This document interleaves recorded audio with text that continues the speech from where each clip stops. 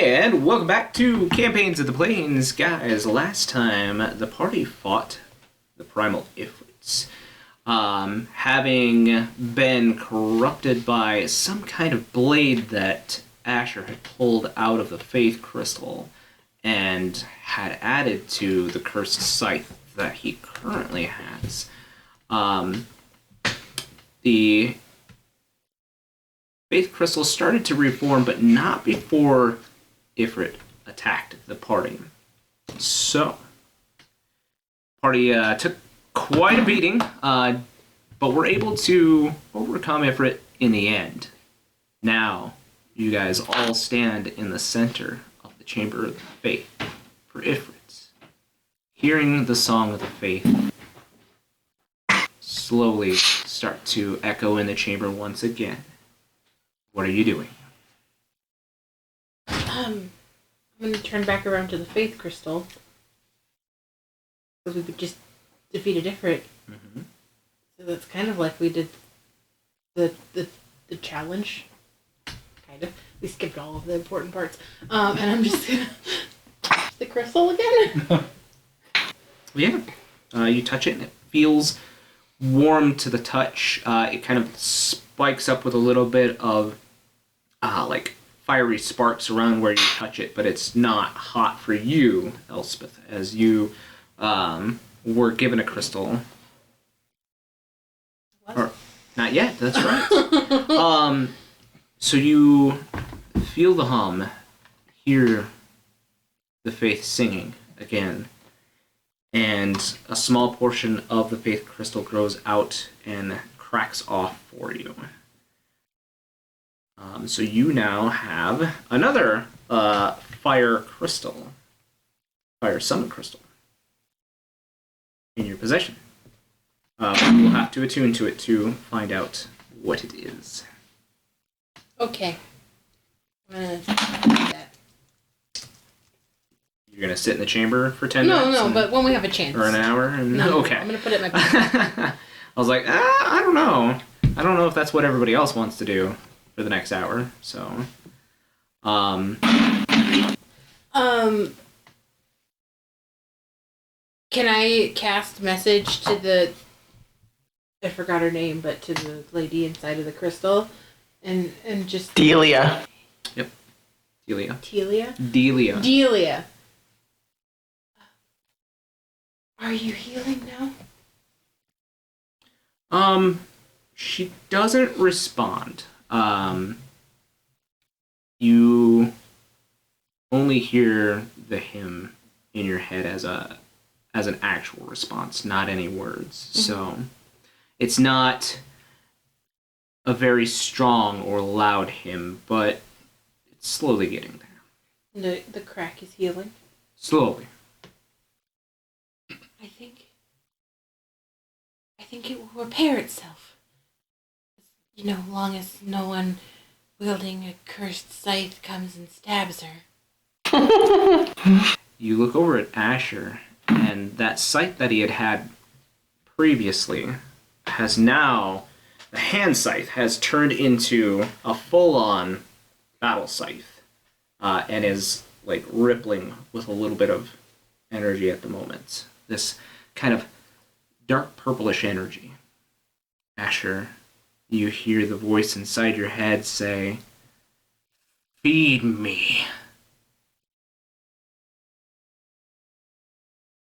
Are you okay? I need blood now.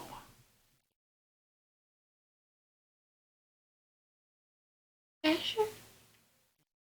Are you okay? Yeah, I'll be fine. Asher, go ahead and make me a wisdom saving throw. Oh, Perfect. no.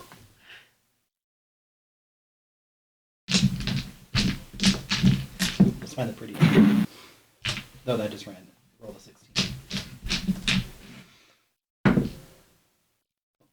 Dirty 20. Dirty 20.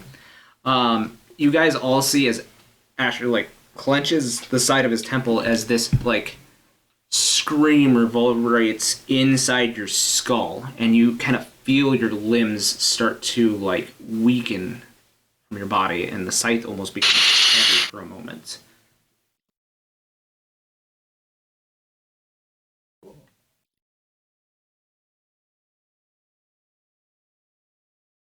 Is he able to put it away? You can move it about your body, but you Can't. have it not touch your body. Wasn't it a bracelet first for Before on it was, like I could summon it, but I can't, like... Not now that it has Okay. regained this form. When the thing came out of the crystal, I think before you said it went into the armor, did it go into the armor, but it's also... In that scythe. It's like both of them? Mm-hmm. Cool. I will cast Identify on the scythe to see if I learn anything more about it. Are you casting it ritually or I got a spell slot. popping a spell slot? Yeah. Okay. I haven't used any magic in that battle.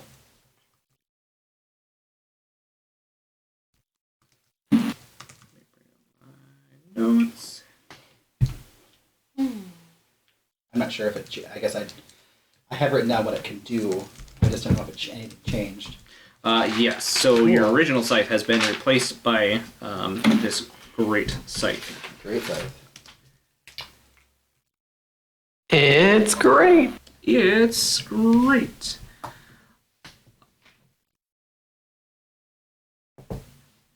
It's the giant striped cat. Right. Where the fuck do you come from? All right. So this scythe is known as the Soul Taker.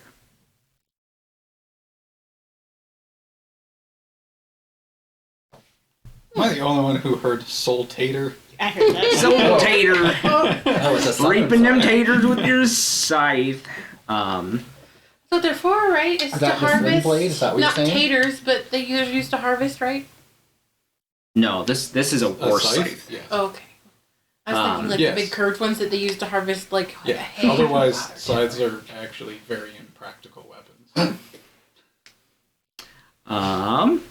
This is fantasy. Yes. It can be as crazy looking as you want it to be. I know it's fantasy. And When you clearly, cast- some guy running around with a fucking plague mask is actually able to shoot a gun. With your tunnel vision. When you cast Identify on this, Asher, you get the name, but normally when you cast Identify on an item, it just kind of, however the green magic would work for you, whether the name appears above it or you just see it in your head, this is a voice, a deep, terrible voice that says its name to you. My name is Yves.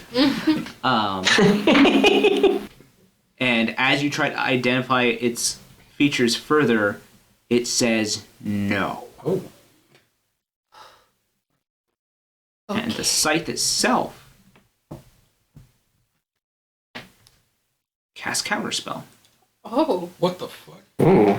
Oh, so it just blocks it. So Mhm. okay. I was like, oh, what's that There's do? this pulse of blue or of purplish magic. You guys have seen Asher. I'm assuming some of your magic looks like green magic with your ties to the green word, and you start with that green glow about your hands when you go to identify it, and it is immediately replaced with this dark purplish energy that pulses from the blade and like pulses back at you, and disperses your magic, and everybody can see this. So, are we gonna talk about? Are we gonna talk about this, or are we just gonna pretend this is okay? Twinsies?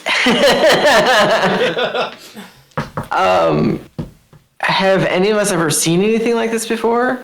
Like, in character, have any of us seen any of this before? Is this something that you know about, Becky? It looks pretty dark. No. Oh. Becky, why don't you go ahead and roll me an Arcana check? Yeah, sure. Oof. 91. Did you say a natty one? Oh, Yep. I heard 91. That's what I saw too. I was like, oh whoa. shit. 91! Bring it, bitch. No, you're not sure what's just happened with Asher for sure. It's reminiscent of your magic, but not really. I don't know what's going on with it. It looks like mine, but it's something else. Maybe we should talk to someone more versed in this type of magic. Maybe at the school. There's a school here. There's gotta be somebody who knows magic. Sparks. Are you feel okay? Just a little weak, but we did just fight an elemental too. Yeah. Maybe we should go rest. What time? You guys got here at about mid-afternoon, Okay. so it's probably like maybe 1 or 2 o'clock. Okay, well, I mean, I can heal us up a bit if we're feeling a little rough. I feel If I mean, we could just, go have lunch and just, take a load off and have a short rest. because what time is it? Sorry. It's like mid-afternoon. So is it past lunchtime the then? boys. I think that was. I'm sure there's a shop open. Definitely just the same day. Yeah, you guys had Oh, I gotten was the gonna- kebab sticks. Have we spent the night yet? No. No. No. So there's a hot spring at the inn. What if we just go and have a quick dip and clean ourselves off from the sweat of battle for a short rest? And then we can go to the university.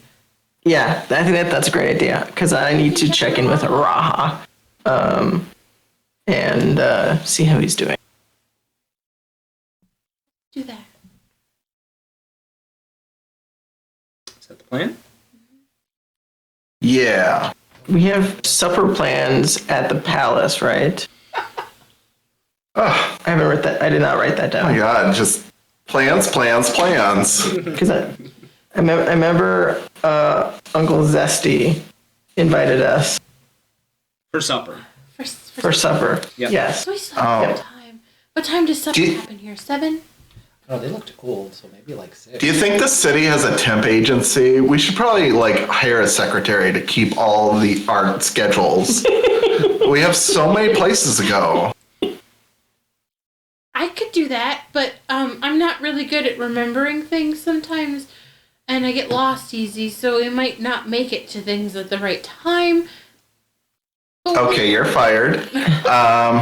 It's fine. I can handle our schedule as I whip out a scroll and start just jotting things down. Because So you handle our schedule, Marquies handles our funds. Between those two, they handle our funds. Sure. What? Bullet. No, you can't handle our funds. I thought you were the one you were the one scolding me for spending money inappropriately, and you shoot it. It costs. Okay, so we have logistics, we have finance. Yeah. Should we just incorporate ourselves and just make us a business? Maybe get some tax write-offs? What taxes are you paying? We do make funds. I don't know. I don't pay my taxes, but anyway. Or launched by the church. Adventurers, that being our primary business source, all of our lodging fees would be a tax write-off. Traveling expenses, meals during. Ellie, how do you know about this since you've just been introduced to money not too long ago? Yeah, no. Okay, back to the game. Anyway, I'm repeating something Marquise said in one of his books, okay? right. Okay. As we're leaving the temple, I'm gonna try and talk to one of the healers that are supposed to be in the temple, just so I have a point of contact for when Araha will obviously have to come here. Yeah. Oh, that's a good idea.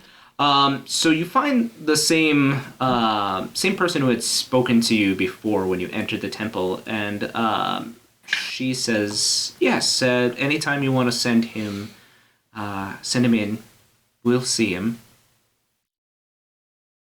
Okay. Is there like a specific person? Is there a charge associated with it? What are the logistics of this? It's a small donation to our chapter of the 12, Faith of the 12, so whatever is possible for him to give, but we don't turn away anybody, so... Do you accept rocks? I hold out my giant bag full of the little blue crystal, or the little blue flame rocks. No, those aren't so much monetary as they are a symbol of educating the youth. But this is 20 gold worth of blue rocks. Yes, they're a symbol of your investment into future generations. Oh, that makes sense. Giving the flame forward. Patron it. See, Marquies, I did a good thing. No one said you didn't. You judged me very severely. Everyone judged you for giving away a lot more than you probably should have. Come on, Ellie. Let's go to the hot springs. I'm sure that'll help you mind. That sounds fantastic.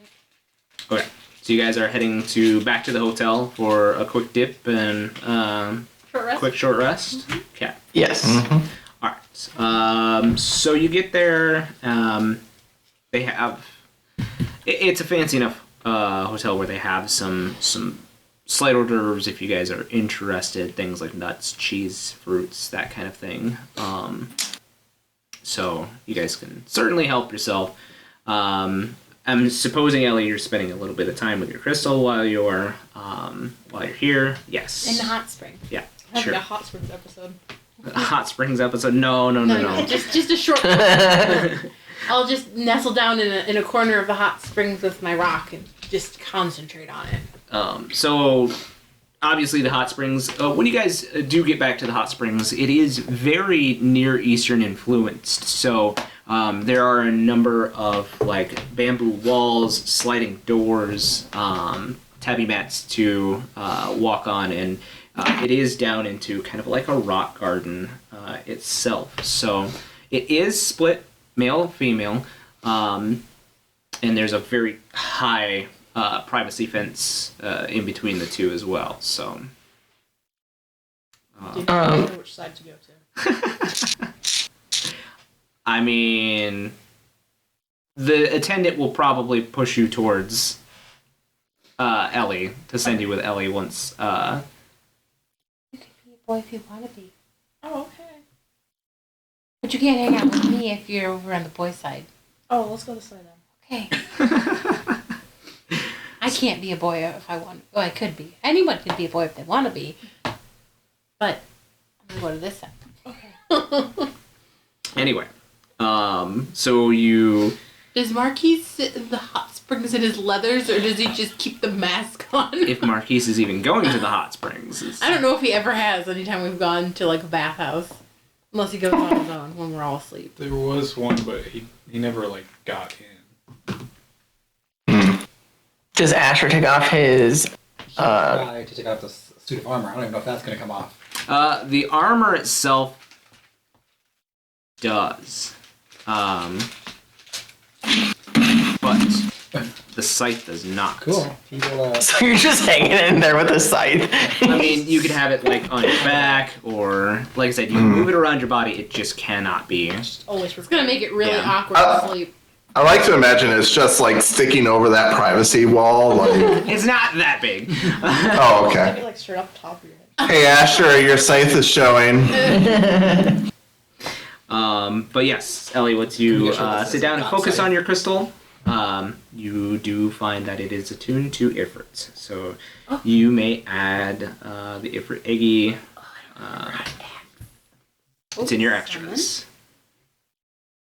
No, that's Is not. anybody else? I mean, I taking- know it's in my extras, but I don't know how to add it.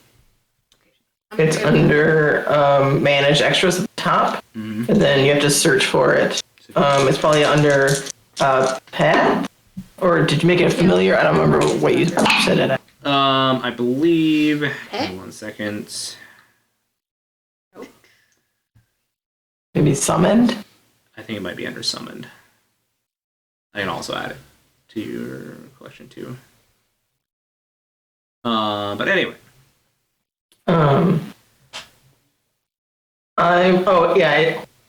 It's under. Are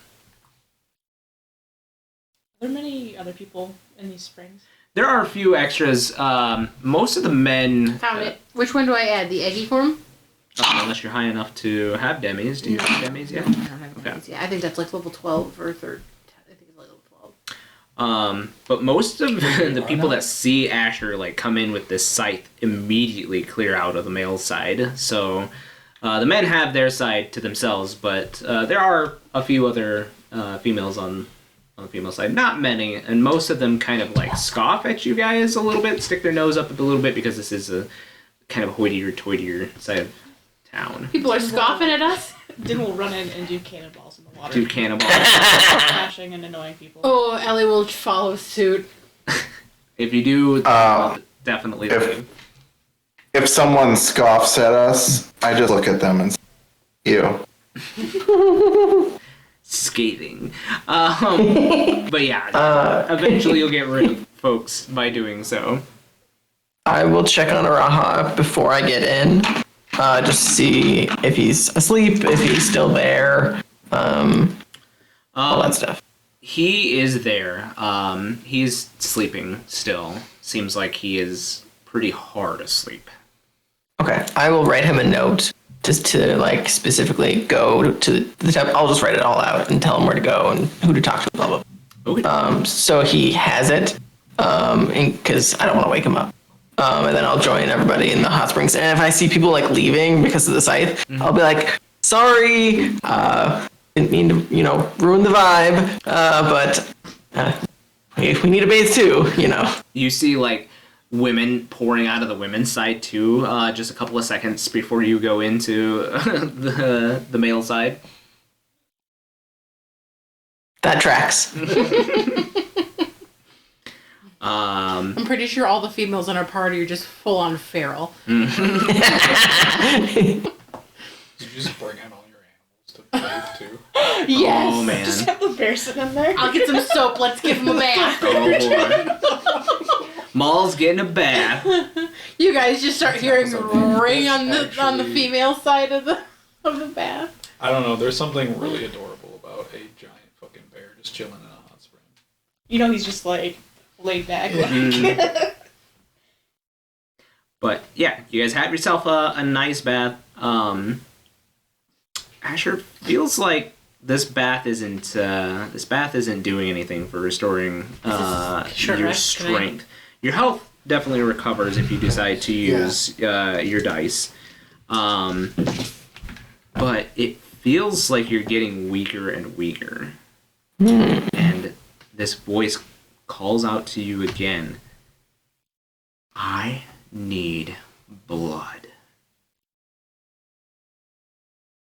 Would I know?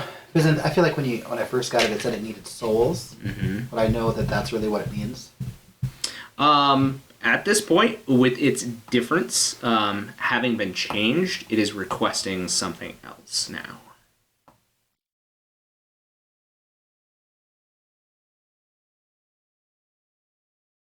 Are you just ignoring the voice in your head? Yeah, I'm sure it'll keep talking. Go ahead and roll me another wisdom saving throw.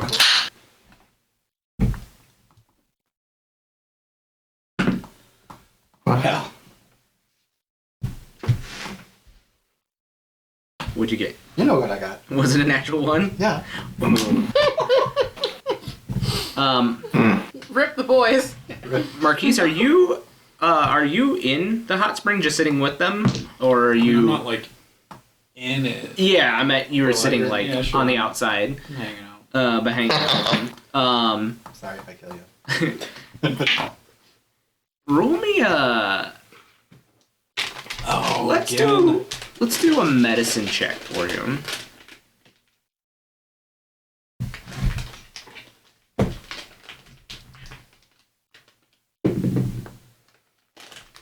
Natural 20. Nice. 1 to 2. You see, like, Asher's eyes just go, like, super small and dilated for a second. He turns pale. And Asher's not a small guy. But suddenly, like, this paleness comes on to him, and he kind of gets this sallow look, this sunken look into his eyes. Asher, right now your strength is reduced by 1. Okay. He's eating you. Yep. Okay. And you see as his muscle, like his whole definition while he's sitting in this, just suddenly, like, starts to diminish. That's a problem. Asher?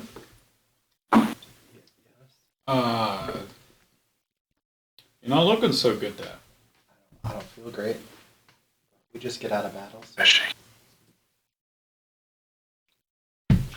Looks a little sudden, though. There any lasting effects you think are going on there? Not really sure what to do. The scythe that I found at was the top of the tower. Is that I don't know what the tower was called. Yeah, the one that, Borik's friend. Yep. The one that Borik's friend dropped. I picked it up. It just keeps asking for souls and blood. I just thought it was joking, but I think I need to feed it.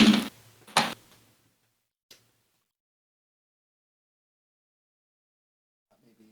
Oh.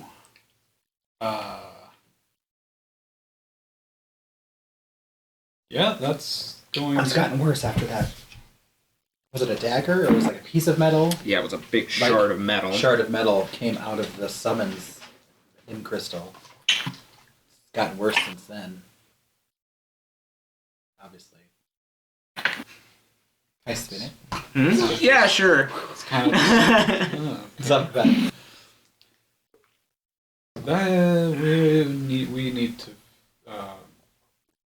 We need to figure something out about this sooner rather than later. Milos said there might be someone at the school that could help. Maybe they know something. I hope so. If not, I don't know if a healer. I'm concerned about what this is going to do to you in the long term. I guess I'm not concerned about that. Well, I mean, of course, other people that are probably going to be victimized by your I'm more concerned about that. weapon's desire for souls and blood. Yeah. The souls And what- are concerning. The blood's not And what- concerning. At what point do I come in to this conversation? You hear, like, this portion of it, like, kind of towards him describing, somebody at the school maybe being able to help. What's going on? Why do you have your scythe in here? I can't put it away.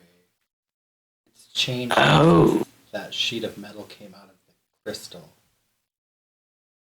Hmm. Just picked it up in the tower. I hadn't really talked to you guys about the scythe, but it's hungry. Hungry for the... Souls, blood, Oh, okay. sweet snacks. What?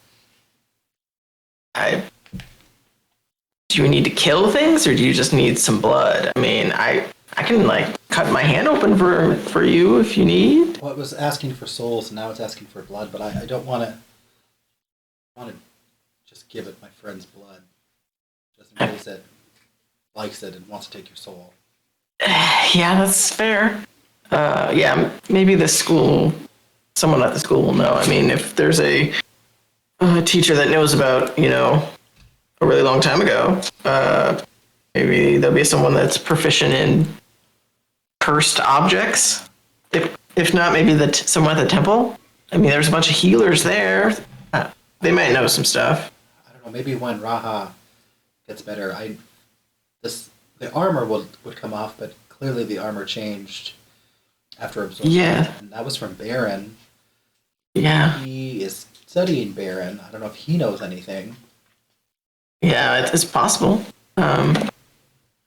I can ask him once he wakes up. But He's yeah, he needs to rest. yeah, he's sleeping at the moment. But, yeah, it's a good idea. All right. Ladies, are you doing anything else besides cannonballing and washing a bear? He's having a good time too. I get into an argument with a lady.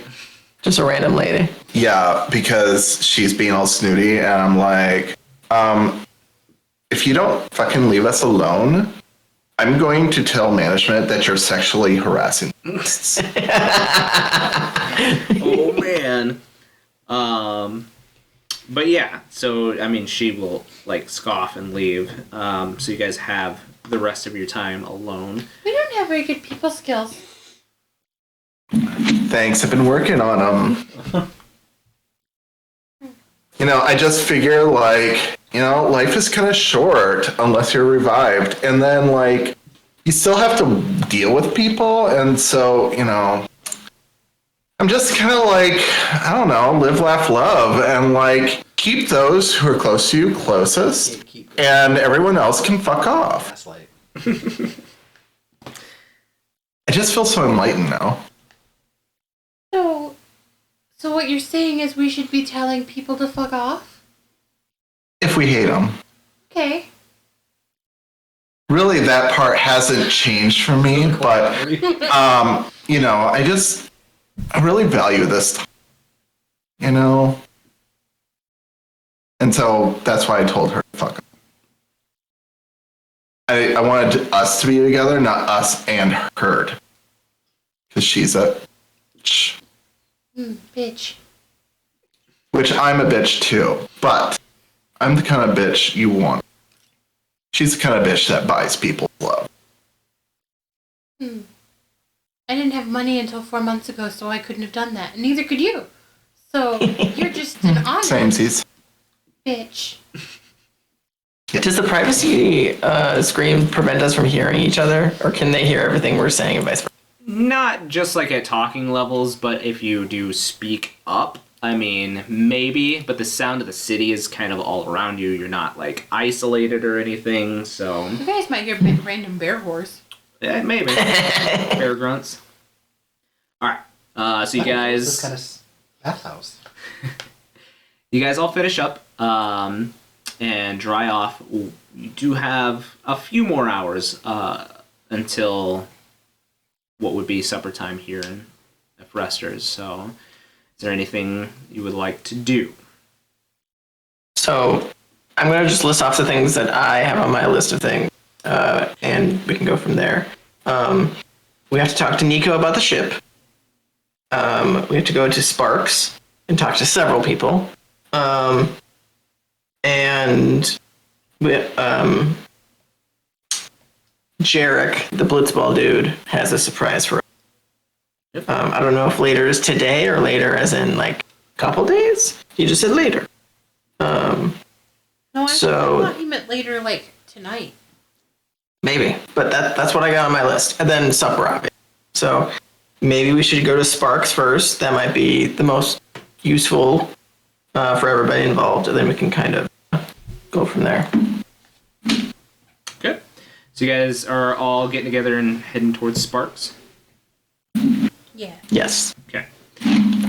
So you head up to the university. Instead of taking the path south to the church, you head north. The campus is pretty big, green lawn, and there are a number of smaller outcropping buildings, but the main one you see is probably the dormitories. There's just a number of not only youths and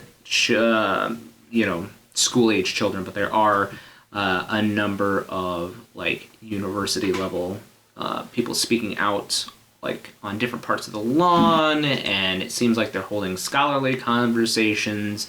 But yeah, there's a kind of a path through the grass that leads you to the main building in the main campus area. Is there like a front desk as soon as we walk in, or is there like a directory of some sort? If you do kind of walk in,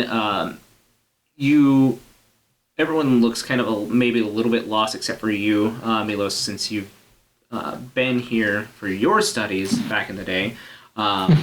It has changed since when you were here originally. The church was definitely in charge of this campus, but now not so much. You see most of the guardians who had been in the city are now relegated to just a few of those members of the 12 that have been guarding that you've seen around the city, wearing those same colors as the navigator, and with that crest as well, but not nearly as many as had been when the church was in charge here.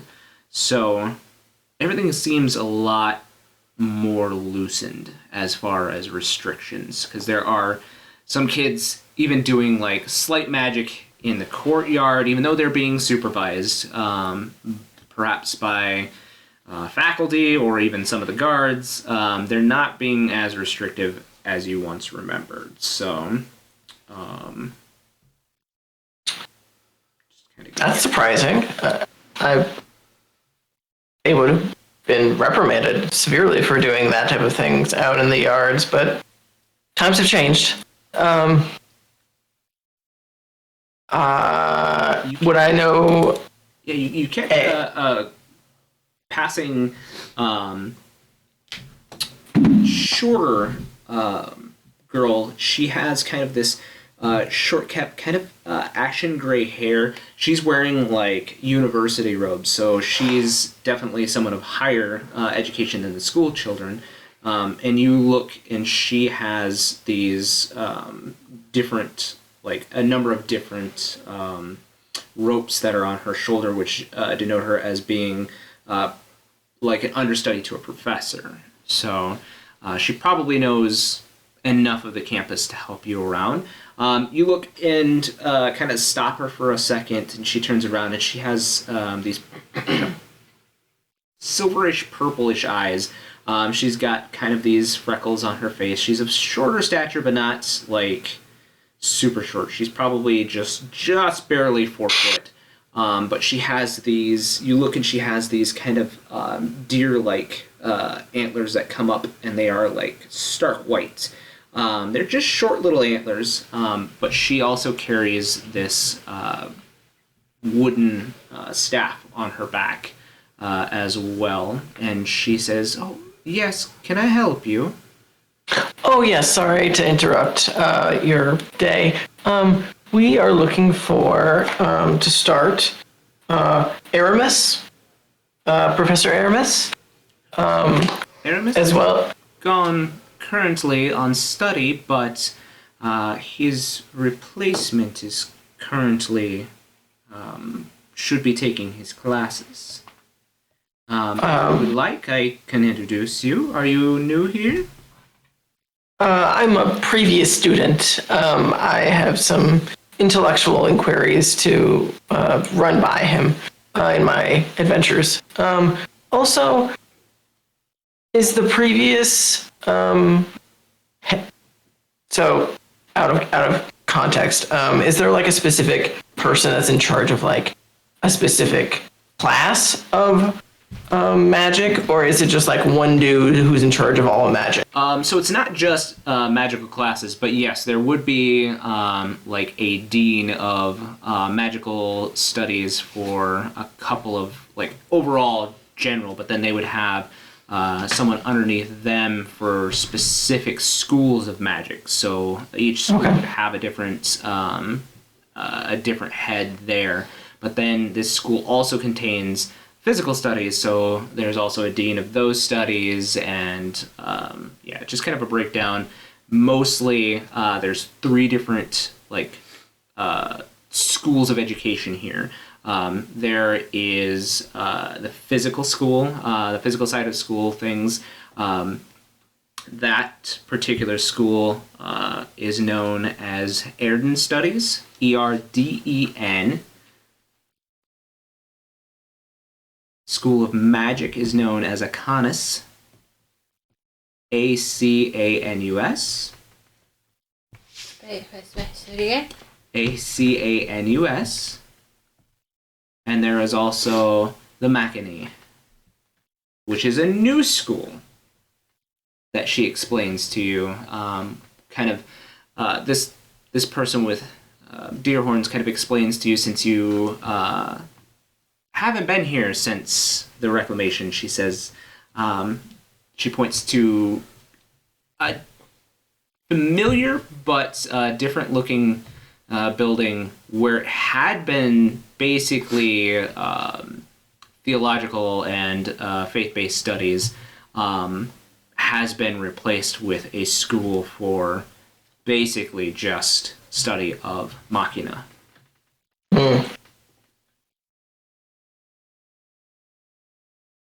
Are the faith-based study things completely gone? No, they have been relegated to the church if anybody wishes to study there. But higher learning has been basically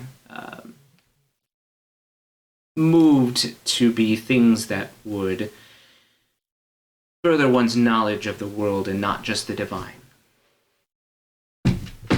Out of curiosity, you probably seem to know where this person might be. If someone were to find a cursed object in their travels, whom would they talk to know more? Would that be a theology question, or would that be a physical study question? That would probably still follow under the school of Acanus. I believe, and she kind of thinks for a moment, and she says, yes, I believe that Professor Vortrin may not be in that field of study, but perhaps be able to point you to someone who is. Sorry, can you spell his name for me, please? Vortrin.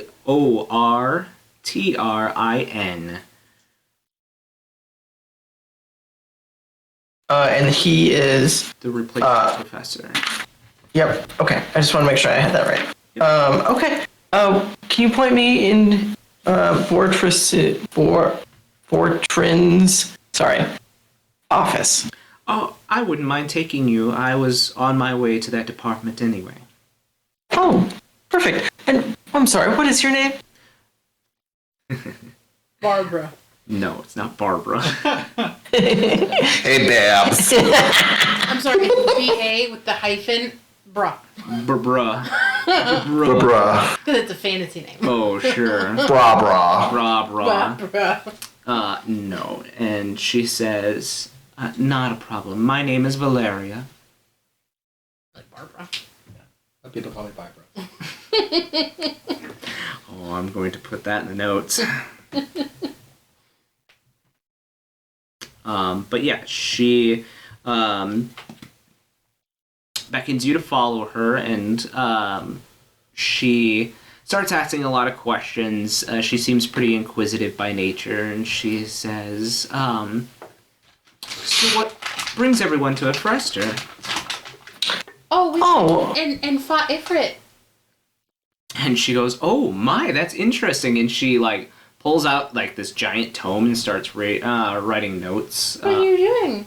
Oh, I'm just kind of interested in everything magical. I mean, technically it's more of a faith-based magic, but a magic nonetheless. So I'll point down at Poppy.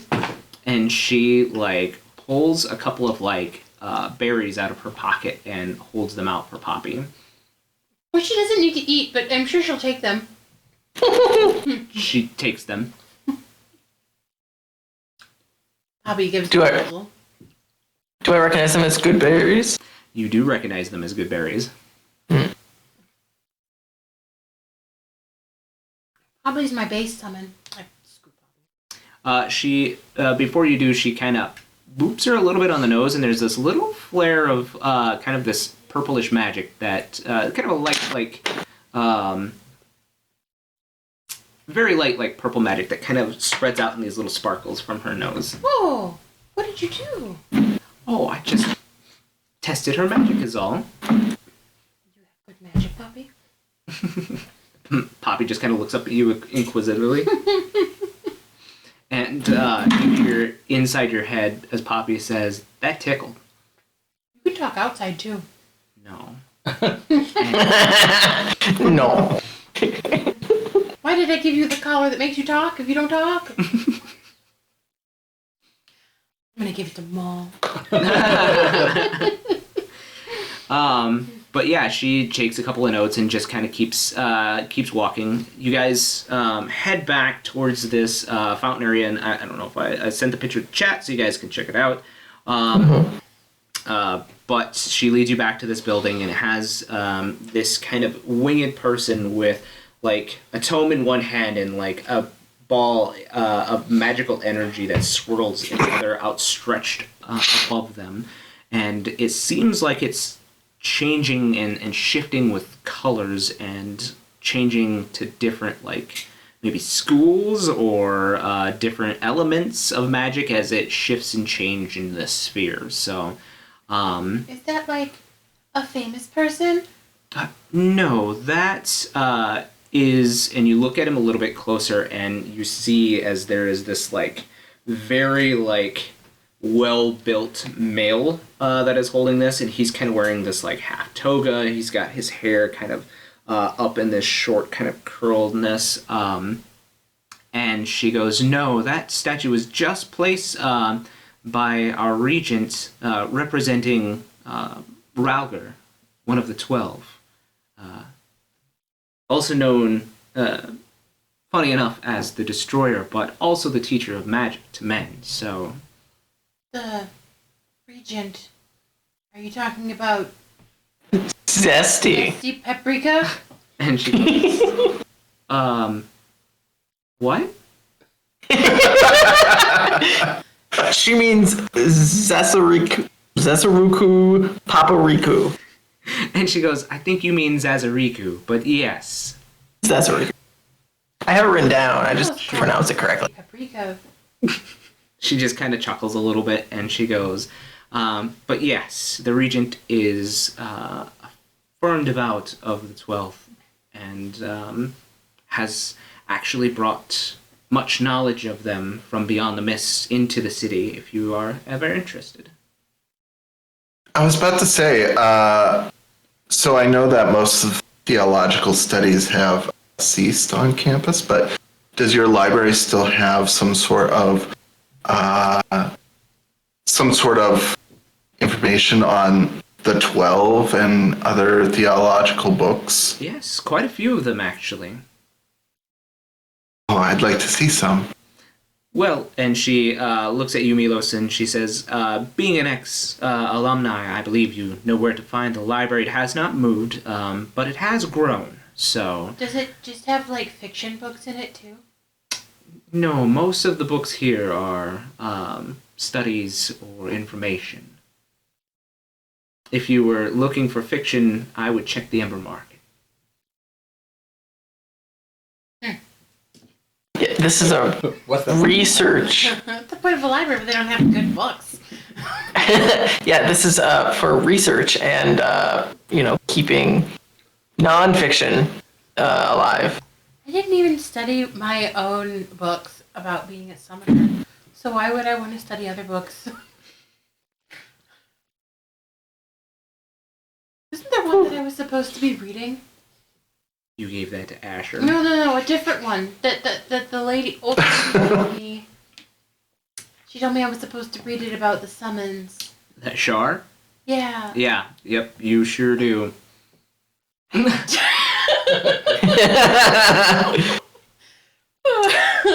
Anyway, she takes you through these large wooden doors and up a couple of flights of stairs until you reach this large dark wood door, and you see as she kind of like makes a couple of somatic gestures, and you actually hear on the inside, you kind of see this flare of magic. For those who are trained in Arcana, you see this kind of ripple of magic on the door, and you almost see as Valeria gets kind of this like far off stare, almost like she's speaking to someone probably mentally.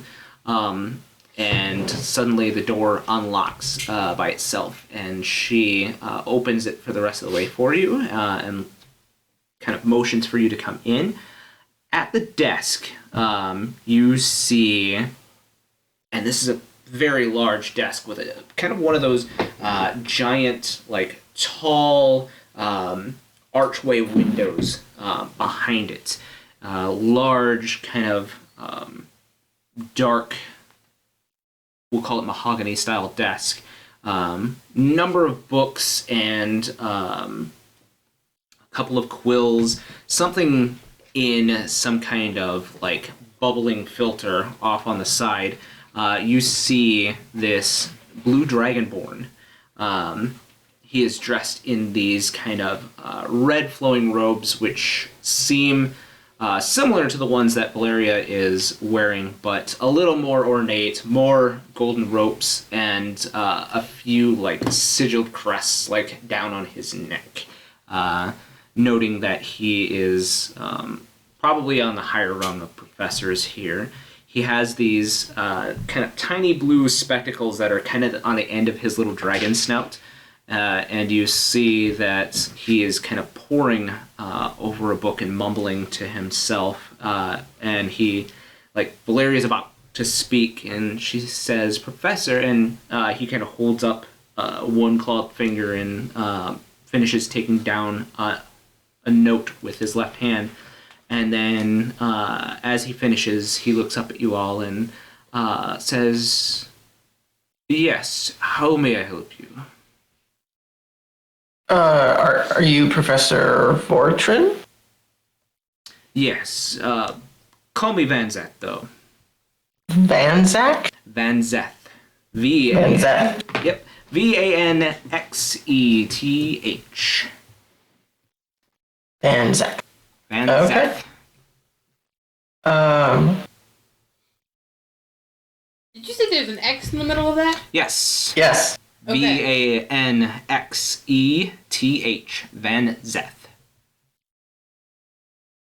What naming convention did That's you go to? yep. Sounds about right. That's a fantasy name. Okay. That is a typical Dragonborn name. Okay. Yep. I use Well, Dragonborn naming obviously. conventions for that one. I go to the name generator and I hit random 17 Oh, I like times. something. Yeah. Oh, no, I use naming conventions to create something, so... You should go with my naming conventions. Barbara sounds like a great Yeah, right. fantasy name. I can spell that. I can remember I that. can remember how to, yeah, I know how to spell Barbara. But he... There's no X in the middle of Barbara. If you take Barbara, There can be. X in the middle of the room. Yeah. Anyway, he looks up from his... he's got kind of this tall back chair, and he said... It, tells you to call him Van Zeth, and he says, "Is there something I can help you with?" Yes. For starters, we have a potentially cursed object in our party, and we were looking for someone to speak with to learn more about this. If there's anyone on the faculty that can help us. Ooh, how intriguing. And he motions towards Valeria, and he says, "That will be all, my dear. I shall call you should we have further need." And she kind of nods her head a little bit and closes the door behind her. And he kind of waves his hand, and where there were 2 chairs sitting in front of his desk, you now see enough for all of you, as the chairs seemingly split and kind of slide with that wood-on-wood sound. And he says, "Please, have a seat." Is there a little one for Poppy? Are you asking him, or No, are you I'm just looking for one? I'm asking you. No, he did not take Poppy into consideration. Poppy can sit on your lap. Yeah. Dr. Claw.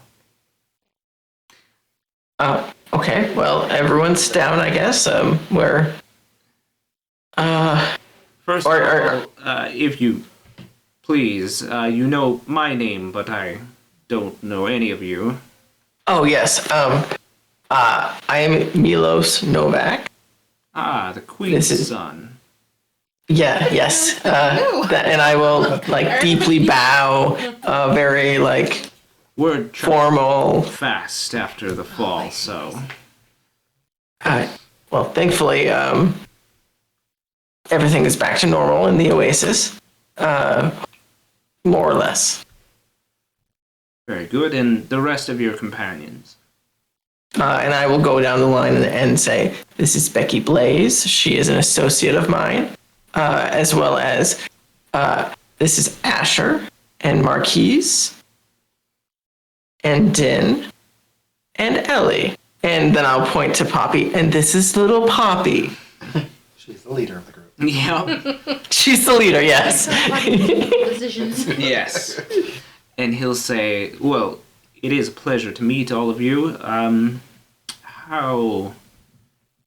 Well, first of all, you said that you have a cursed item amongst you as he looks down his snout at you at the scythe behind you, and he says, one may not have to guess, but I wouldn't like to assume. Oh, it's me.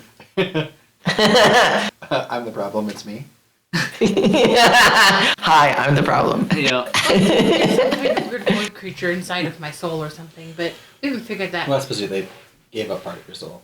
No. Sometimes. You remember I touched that book that Becky doesn't have anymore and something came out and shot into my body? Did we drop it off with the void, or is that still with you? I think it's still with me. Okay, she was in this group. I don't think it What? went away. I can't, I don't know how I can feel it or not. It might be still there. I'm not sure. But it's Asher. It's definitely Asher. That's the most problematic right now. And he kind of studies the sight kind of sticking up behind your back there, unless you move it around for Yeah, him I to... would take it, and I would assume move it and just kind of hold it out, still touching it. He doesn't draw anywhere nearer to you, and he says, you understand, I shall keep my distance. I don't know all of the properties of this item, and I don't know if it's volatile or not. But he kind of looks it over, and you see he starts to kind of gesture a little bit, but you see as his glasses start to flash with runic symbols as he kind of touches them, and you see his glasses shatter, and he takes them off of the end of his snout, and he is like, yes, I suppose that wouldn't have worked, and he pulls open a desk drawer and pulls out a new set of glasses and puts them on his snout. Oh, it's just that ad where they just keep putting the magnet. Got another set. It just keeps zooming. Yeah. But he says something of this origin. I would probably have you speak with Professor Kriska. Crisco? Kriska. That's what we offered. Yeah. I could name it something completely terrible, and you guys would still go, "Oh, it's mayonnaise." Don't bring that up. That's a sensitive story. That's just I a D&D do word. it. do enjoy the mayonnaise. He's got stock in it, probably. But he says, yes, Professor Kriska would probably be more knowledgeable on cursed items than myself and how to handle them.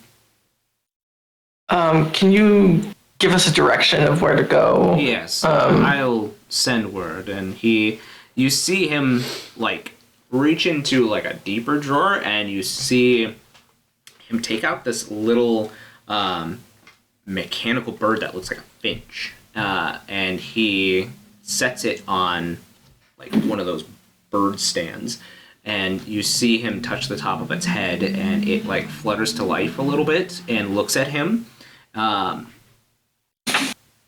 It's very ornate. Like I said, it looks almost exactly like a sparrow would. Very intricate filigree work.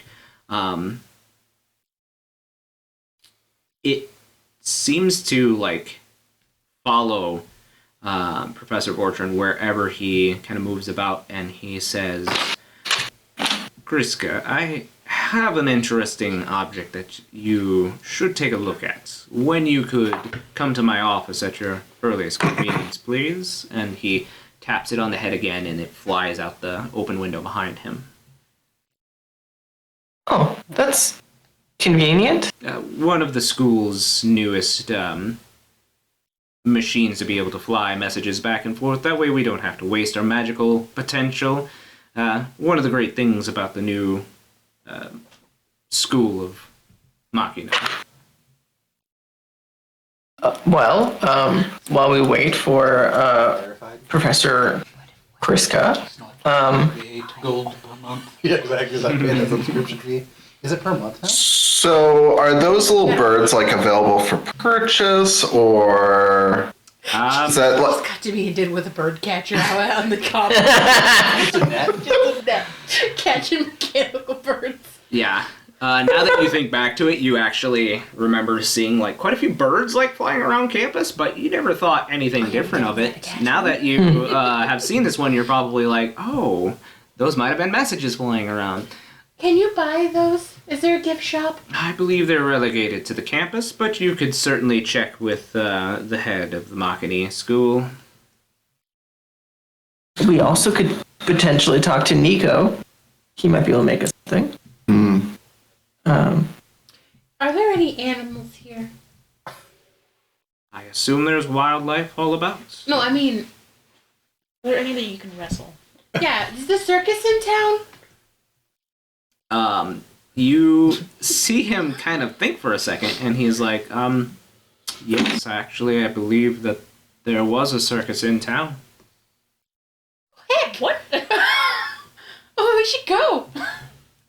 Steal one of their bears. Still a bear. Yes, weird thing. They came in just 3 days ago, traveling carts and all of that Do you hullabaloo. want a shoe puff? Made quite a mess in the front of the gates. Yeah. Are they still here? I believe so, but they were relegated to stay outside of city limits. Well, while we're waiting for Professor Kriska, I do have one other question for you, Professor. Van Zeth. About Allegian technology? Allegan? Allegan, yes. I was told that, well, Professor Aramis, would be able to help me with this endeavor, but as he is currently not here, hopefully you have some insight. And I will, like, my leg's not covered. Yeah. I'll just, like, gesture to my leg and be like, I have this thing in me, and I was wondering if you knew what it leans is. forward on the desk, and he says, you are unfortunate enough to have missed Professor Armas. He was actually dispatched to the Crystal Tower. He is one of the heads of the Allegan Research Project, but find yourself lucky enough to be in the presence of the other head. So, of this, I am quite studied in. If you do not mind, I would like to take a look, see. By all means, get as close as you need. Well, I mean, I just want to respect your personal boundaries since it's He's taken. nice. It's okay, Prof. Just fill them up. Somebody's got I'll just like around dart here. daggers at both of the girls and look back at Van Zeth and say, don't worry, I have very little boundaries. Well, it's not boundaries I'm so much concerned with as consent. It is a key factor of our university, so... And I very much appreciate that. You have my consent to inspect my body. Well, just the leg, if you please. Why am I uncomfortable? Right? I mean, you can behold all of me. I mean, it's fine. You see him reach into like the left side of his desk now, and he pulls out like this little toolkit of like tiny little instruments. One looks like a tiny hammer, kind of a chisel. You also see like a small vial and tweezers.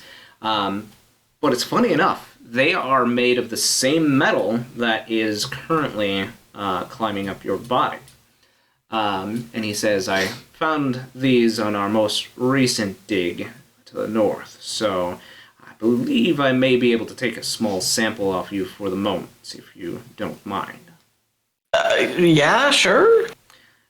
So he kind of comes over and he like kneels beside you and like starts to like kind of feel around on the metal a little bit, and you see as he takes this like almost like tuning fork looking instrument, and he like hits your leg, and the metal on your leg turns to like liquid and starts to like ripple around your body.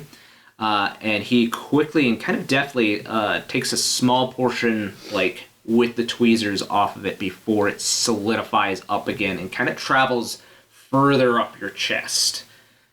And he goes, oh, I do apologize. I've never seen this particular metal react quite this way. I've also never seen it bonded with a person before, so color me surprised.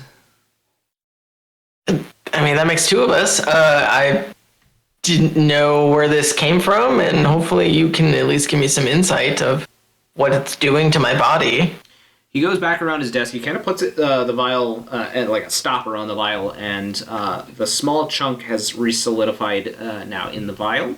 And he goes back and sits back on his desk, and he now pulls out what looks to be like same contraption like a Bunsen burner would be, only it's kind of got this convex top, and he taps that that tuning fork to it again, and you see the metal now start to like branch out and try to like break out of this tube. And he says, that is interesting, and he reaches back in and he pulls out like what you guys have seen, especially Asher, of like charged elemental crystals, and he holds it near the metal, and it like tries to like dart out of the glass, like it kind of slams itself up there. And he says, tell me, I can only assume that this particular metal has attached itself to you being a magic user yourself. I mean, yeah, I'm a geomancer, but I was injected with it about a week or 2 or 3 ago. It's been a while. A lot of shit's happened. But yeah, I like out of character because I was injected with this by the people we fought when we all turned to elephants. Is that right? Yes. Mammoths. You were Mammoth. That's what it It was. has been a long 2 weeks. Yeah. I died for a while. I was like gone for 6 years, but it was like 2 days. It's been been long. about 3 Yeah, weeks it's like- since the K-Wood, so Okay. Um, Yeah, that's like really far back in my note. yeah, there were like these guys, and they were in armor that like Yeah. was styled like dragons. You ever heard of that before? and you see as Professor Fortune kind of dismisses your like question a little bit, not focusing on you as he's like paying very close attention to the metal in this, and he says, an interesting set of people. You say they injected this to you. Was it smaller originally? Oh yeah, it's grown significantly. And Up my body. when would you say that this happens? When it started growing? Correct. What happens to make it grow? Or is it just Oh. slowly expanding by itself? Oh, whenever I use magic. Just period. Any magic. As I thought. And does it cause any surges in your magic? Yeah, it's caused some odd happenings. But and I can't control it, of course. And you see as now he seems to get very very serious, and he looks at you from across the glass, Milos, and he says, "Has it caused any other physical changes when you've cast your magic?" I don't remember. Probably. DM, can you help me a little bit? Yes, you, all the rest of you actually remember, maybe not Milos so much, but you remember that when he was originally injected with this metal, that he took on, like, this glowing golden form, where his horns, kind of got a little bit longer, his, fur kind of raised up a little bit, and he was, like, not taking any elemental damage. I checked. This was literally episode 31. Yep. So that it has been 43 episodes since this happened. Yep. So, yeah, I mean, But Milos, you don't 36 hours remember, ago. so maybe you Yeah. can't answer, but if anybody did want to pipe up and add this information. like a firefly, and his horns were weird, and things didn't hurt him anymore. Magic. Elemental magic. Interesting. So, I mean, besides the metal growing, there's not much that I can tell you about besides this metal being reactive to magic. Perhaps even eventually amplifying your magic. But weren't there other people in the refugee camp that were affected in the same way, and they had started to turn into the monster, the beast creatures that were coming from the tower, or they were starting to, like, lose their sense of self? Yeah, I believe it started taking them over and turning them into monstrosity. Yeah. Are you sharing this information? Mm-hmm. Interesting, but it has not done this to you, then? No, I guess. I do know that I'm like a crossbreed between a Chimera and a Hrothgar, so maybe I have the ability to resist the control. I'm literally reading like the Algian report in my notes. Interesting. We also saw, don't know how best to explain this. We saw a different version of Milos affected with the same thing, but it had overtaken, like, I don't know, like 90% of his body. He, like, takes out a small notebook and, like, starts to, like, And he write was down. able to function normally, except for, he was mostly made out of metal, but he said he didn't cast spells anymore because he didn't know how much more it would grow. Was this other you unable to cast magic or simply refuse? I think he just refused. I don't remember him specifically saying like, I can't cast magic. I don't remember that either. Or did he say that? Interesting. We could ask him if we went back to the void for a hot second. Oh, let's kill Becky again. No. We already did. We put her in a crystal. Oh, yeah. He kind of, like, sits back and he takes his, the glasses off and kind of puts them down on the desk and, kind of places his hands at the ends, the end of his snout, in kind of a thinking position and says, well, I guess, I mean, without more tests, I'm not really sure, but is this something that you are wanting to be rid of? I mean, assuming it's going to turn me into some sort of creature that I can't control, yes.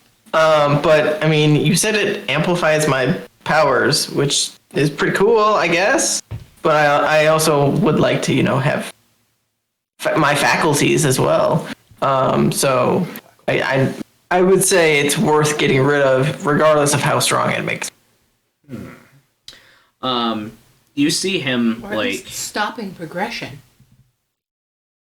I mean, I don't know. Like, Matt hasn't changed any stats of spells or anything because of this. So as far as I know, it isn't affecting my spellcasting in any positive or negative way other than like, making it erratic sometimes. Yeah. So. You see, as Professor Vortrin kind kind of like taps the side of his temple and then says, "Well, I think with the help of a few of my colleagues, we may be able to remove the metal from your body. It have to be very carefully done. I'm not going to lie to you. I believe that it could only be done in a type of sterile magical field and perhaps surgically." Cool. You're gonna cut his head off? No, we wouldn't remove Oh, good. any, Shave off but his hair.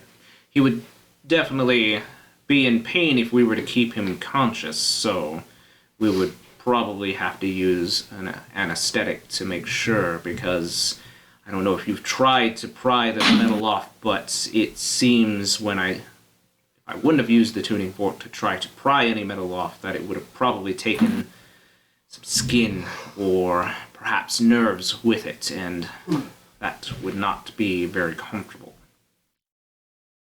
Yeah, I'm fine with being put under. I've never had that sort of procedure done, but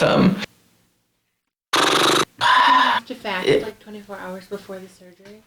I mean, it is probably a good idea, since we have no idea how he would react to the anesthetic and wouldn't want him getting sick during the surgery. Just uses too many big words. Is there somebody that could teach our friend how to read in common? I mean, this is a university, so if she would like to enroll in some classes, certainly. You know how to read? I can read just fine, I swear. Maybe not. She can read swear words, is what she said. Yeah. she's been able to read this entire time. She just knows how to read swear words. Yeah. That's all you taught her? Um, But Becky's been helping me, okay? It's not all me. he says to you, Milos, he says, as you are all talking to each other, he says, you hear a knock at the door, and he says, "Go ahead and come on in." You see a human male, and male dwarf enter in, and he says, "These are my colleagues, Professor Wolf and Professor Onyxjaw. They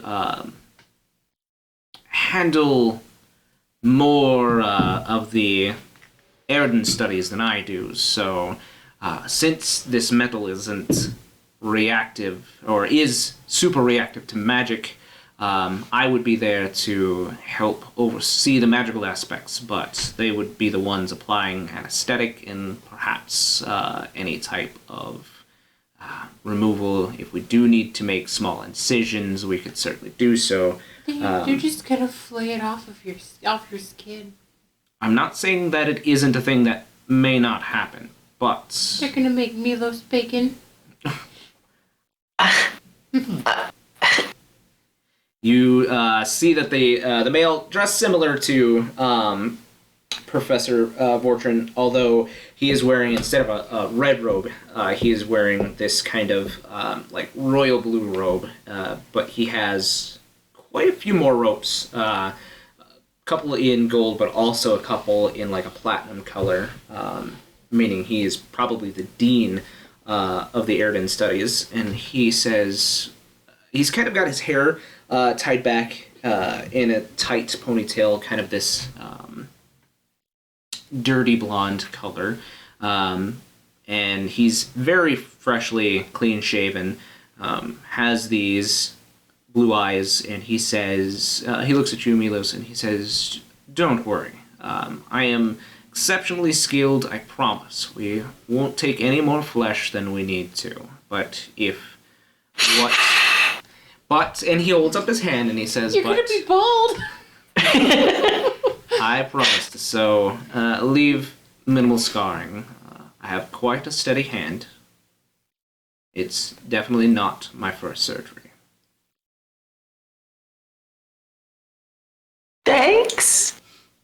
Okay. Yeah. You see as the male dwarf, he's got this like really dark black hair that's been kind of braided into a crown, but he has braids in his beard as well, which reaches kind of down to, he's got kind of a gut, just a little one, but he says, "Don't worry, we'll take care of you." I appreciate that. Sorry, this is just a lot. I wasn't expecting to have surgery today, and now this is just kind of all happening. We'd probably do it on the morrow. I don't have the necessary ingredients for the anesthetic available and mixed currently, so there's no rush. You have some time to Oh, think. good. You get to think about it all night. But Thanks. as the professor was speaking, yes, you shouldn't take anything or eat anything past midnight tonight. So make sure to fast. Okay, I will skip my morning breakfasts, plural. A second breakfast. What about 11sies? Sure, yeah. Another knock comes at the door, and you see this. You see this female Ergonasi step across the border. She has this kind of long, kind of flowy, like bluish white hair, and she has kind of this circlet around her head. She has this pale blue complexion to her skin, very deep purple eyes, and she has a number. She's not wearing just the blue robes of the Arcanist School. She's actually got a number of like pauldrons, and she has like a set of gloves on that seem to be bejeweled, some boots as well, and she knocks kind of heavily on the door, and she says, "All right, which one of you is cursed?" Well, actually, like half the party, but Yeah. he's Apparently the worst. She kind of like strolls in, and she like immediately like takes hold of the scythe on your back, and it kind of like yanks you back a little bit, and you're like, how is she touching this? But those of you like close enough to see that the gloves that she is wearing is like exuding this like magic force field around her hand, and it is crackling, sparking with power, and the scythe is actually like making you uncomfortable right now, Asher. As she has a hold of it, it's like, tell her to let go, tell her to release me. And she like, as you're hearing that in her head, she like kind of gives it a yank, and she's like, "Ah, shut up." Okay. Walking directly to the scythe, and I like her. and she is like, "All right, come on." I hope she drags you out of the room. She is like pulling you by the scythe, and she's like, "Oh, that's interesting. You're having surgery today." Oh, I don't need to be cutting and flaying like these guys." Good luck. I would solve it quickly, though, right? That would solve it pretty quickly, I suppose. No, it just reattach itself to his flesh somewhere else. But it. Cursed items like to do that. Oh. I mean, I could flay him and flay him and flay him all day if that's really what you want. No. No. But it's not going to solve much. And she, like, yanks you out of the room, and she, like, before you reach out, she, like, turns around and, like, peeks her head back in, and she's like, "Oh, yeah, if he didn't tell you, my name's Professor Kriska." And she, like, yanks you past the door, like, starting to go down the hallway. You should really set up a safe word with her. Right. Is someone gonna go with him so we can meet up at some point, or is he just going on his own? She's just yanking him down the hallway at this point. I'm bored. I'm going. Is someone gonna go? I can't. I have to stay here. Let's go. There's too many babies. I'll go. I'll go. There's a lot of bodies in here. I'll go too. All right.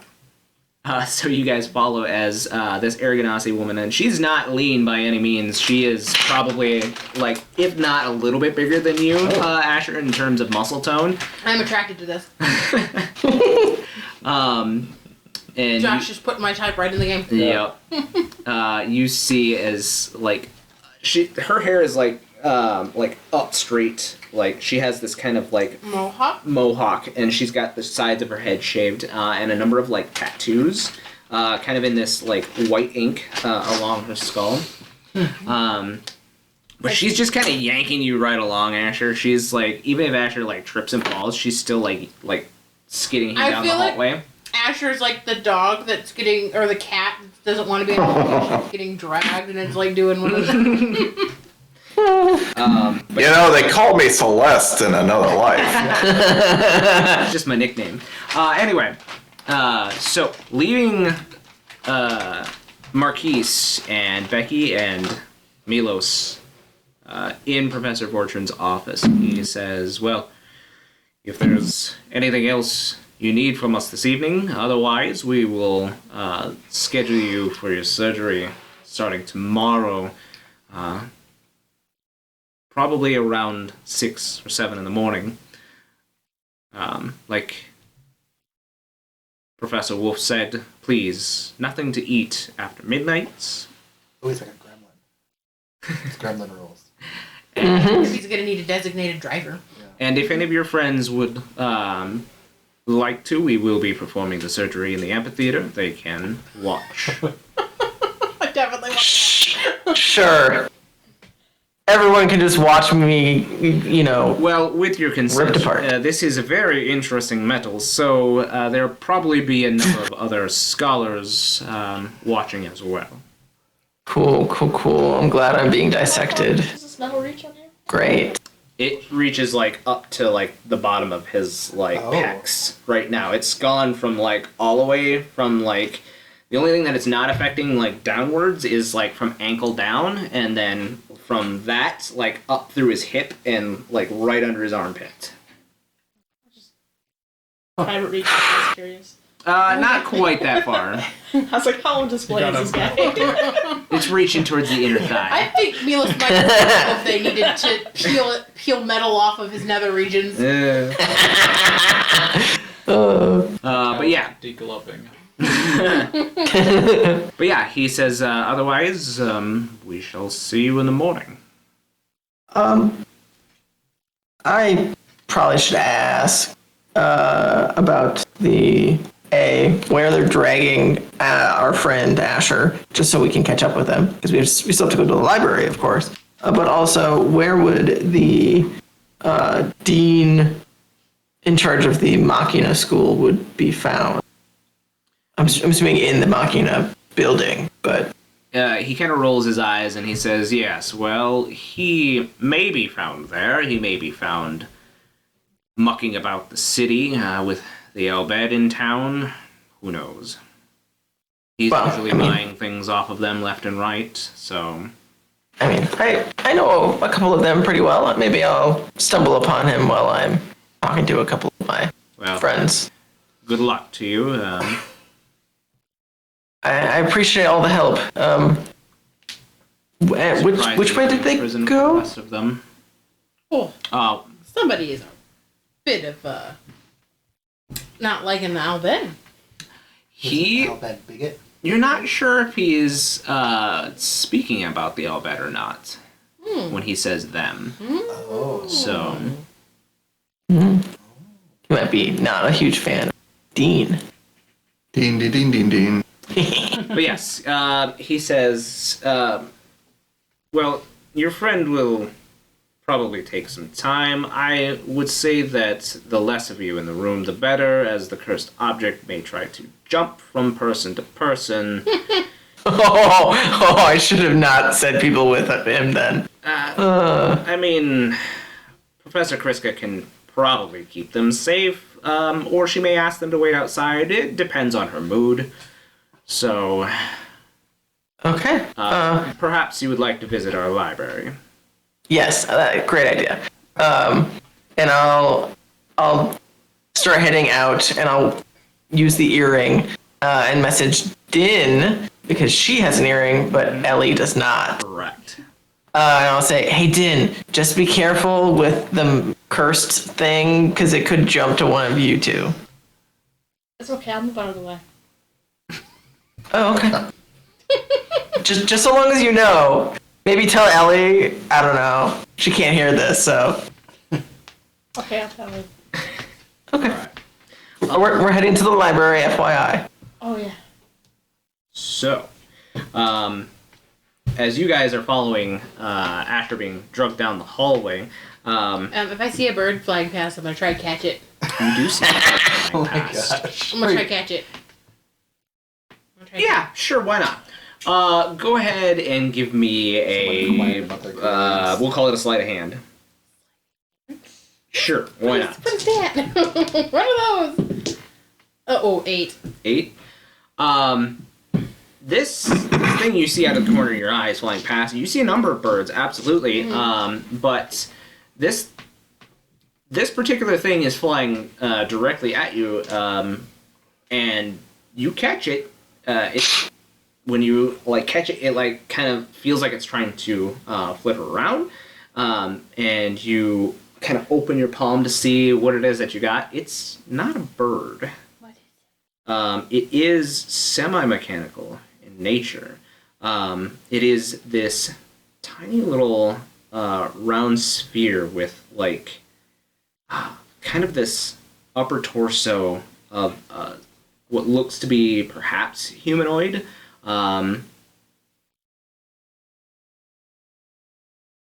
Sort of humanoid in design, and then as you open your hands up a little further to see, there's this pair of white feathery wings that seem to spread out, and the mouth opens and starts speaking to you, and in a voice it says, "Elspeth." Yeah? This is a private message for Elspeth in this kind of robotic voice.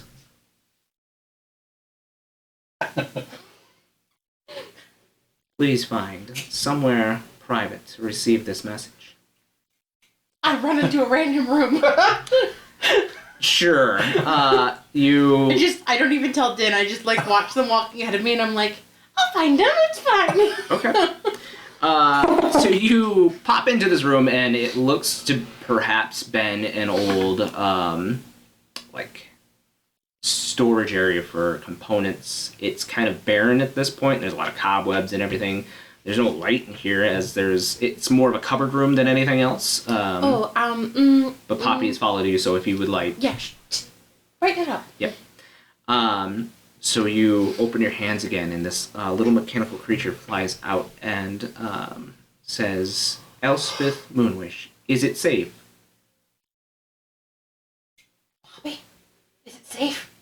Poppy just kind of shrugs. I think so. This creature suddenly lets out this radiant light, and you see as it corners of the room start to kind of glow with this radiant white light. And then you hear a couple of gears turning, and you see an image. Grand Maester Gregorius standing before you. Oh, shit!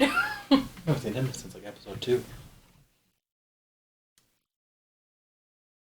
And he says, "I hope this message finds you well, Elspeth. I'm fortunate enough to have to deliver you the news that Alysia is not doing so well at the moment. We must require you and the others' aids as soon as possible, but you must come prepared, as there is much evil afoot in the city. Vizier Raj has claimed himself as the new Grand Maester of the church." That's the red-headed guy, right? It was the head of the Guardians, correct. He has declared martial law within the city, sealing off all gates except he has been seen with a woman in a mask. Ever since she has been searching for something in the city, and he has been bringing in supplies and taking them to the underside of the city. But since she has been looking at the city, it seems like the fireflies from the dead, which unfortunately there are many now in the city, as unfortunately the Guardians have gotten rougher with the citizenry. The fireflies seem to be stagnant here in the city. Something is wrong. No matter how many people that the Guardians send out to do sendings, the fireflies are going nowhere. And unfortunately, this is causing fiends to pop up in random places of the city. Oh boy. I will try to keep you abreast of the situation, but I think we are going to need you and your friends. So, I have only recently heard news of your success in Emerald, and I'm hoping that this reaches you in Rubus by the time that you have finished your pilgrimage there. But I think that we are going to need you and your friends at your most powerful. I've sent word ahead to Saphras, to the Temple of Leviathan, to allow you access to the Faith Crystal. And to supply you and your group with the weapons I believe you'll need Are we getting relics? to be able to combat this great evil. I will try to send another message when I hear you have reached Saphras, but I must go now. And you see the image dissipate, and the little creature's wings like flap open, and then you see it like Poppy when she disappears, like fold the wings around herself and then disappear. Hey, Poppy? Can you remember all of that? She looks at you and says, "What?" Well, listen, I tried to take notes, but like, I showed Poppy the notes. I don't know if you can read, but like, I can't. Okay, well, I took notes. That's I good. think I got all the important parts. Boy, why did he send it to me and not, like, somebody with a higher ability to comprehend things? Okay. Hey, how good's your nose? Could you sniff out Asher and Din? Because I think we're going to be really lost. And she kind of shrugs and puts her nose down and, like, kind of, like, sniffs around, and she's like, "Meow." Well, they were going straight, so we'll just keep going straight until we hear screams. Because I'm sure we'll start hearing those, right? I'll walk out of the room. Right. Marquies. As you guys are leaving the office, you feel a set of eyes on you. Yes, right on your shoulder. And you see the three of you as this elongated shadow suddenly starts to stretch from one of the shadows in the window, and it like pulls itself up out of the shadow, this semi-humanoid form, and it places this scroll on the ground and then dips back into the shadows as it makes eye contact with you, Marquies. This is in the hallway? Right in the hallway.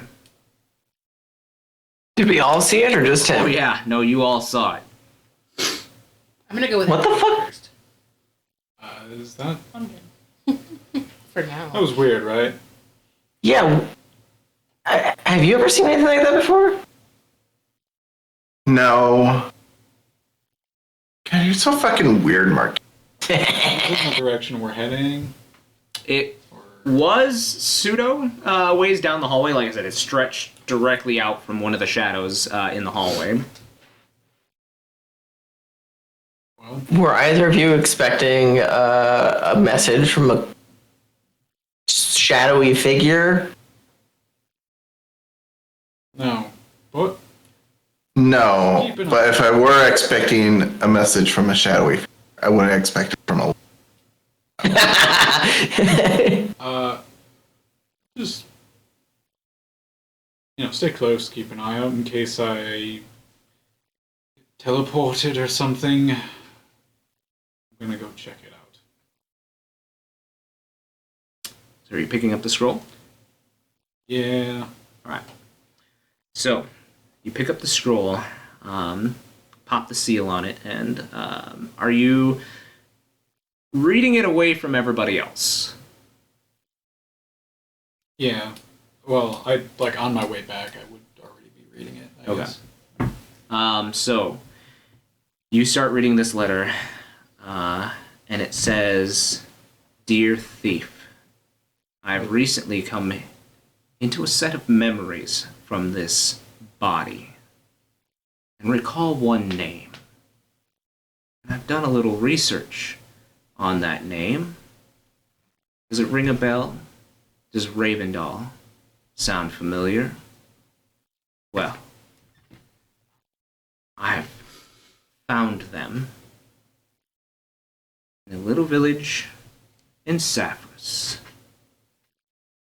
You'll either meet me there and turn over my body to guarantee their safety, or my blades will taste their blood. That's where it ends. And that is where we will take a break until next time, guys. So make sure you tune in next time for all of this wacky goodness, and we will see you guys next time. Bye.